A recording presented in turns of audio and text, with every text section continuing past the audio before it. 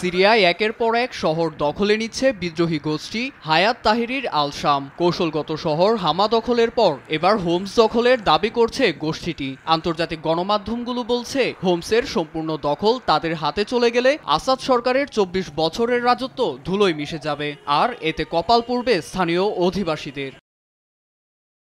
শনিবার বার্তা সংস্থা রয়টার্স জানায়, বিদ্রোহী ও আসাদ রেজিমের সংঘর্ষ থেকে বাঁচতে সিরিয়ার সীমান্ত হয়ে লেবাননে যাত্রা করছে হোমসের বাসিন্দারা। অভিবাসীদের দৌড়ঝাঁপে দুশ্চিন্তার ভাঁজ পড়েছে লেবানিজদের কপালে। সীমান্ত হয়ে আসা এসব মানুষের প্রতি সহমর্মিতার হাত বাড়াতে গিয়েও থমকে যাচ্ছে তারা। মানবিক সংকটে পাশে দাঁড়ানোর মনোভাব যেমন তাদের মাঝে রয়েছে, তেমনি কেউ কেউ আবার অঞ্চলটিতে যুদ্ধ ছড়িয়ে পড়ার আশঙ্কাও করছেন।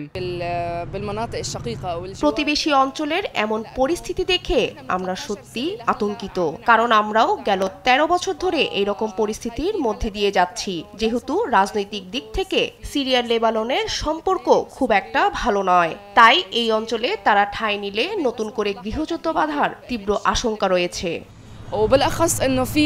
গৃহযুদ্ধ কিংবা অস্থিরতা তৈরির আতঙ্ক নিয়ে অনেকেই আবার দেখিয়েছেন ভ্রাতৃপ্রেম। রয়টার্সের তথ্য সংগ্রহের সময় ক্রান্তিকালে বাস্তুচ্যুতদের পাশে দাঁড়ানোর আকাঙ্ক্ষাও জানান অনেকে।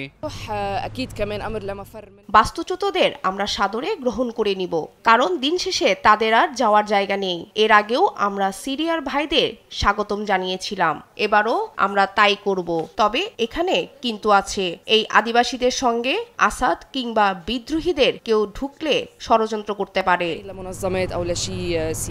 উত্তরের আলেপ্পো, কেন্দ্রীয় শহরের হামা, পূর্বের সুয়েদা ও ডেরার পর এবার হোমসের সম্পূর্ণ নিয়ন্ত্রণ বিদ্রোহী গোষ্ঠীটির হাতে চলে গেলে আসাদ সরকারের পতন ঘটতে পারে বলে ধারণা বিশ্লেষকদের। এদিকে গোষ্ঠীটির এমন অভিযানে অবাক মুসলিম বিশ্ব। তবে লেবানন অভিমুখে সিরিয়ান বাস্তুচ্যুতদের ঢলে উদ্বিগ্ন পশ্চিমারা। নীরব দাস, নিউজ ডেস্ক, দেশ টিভি।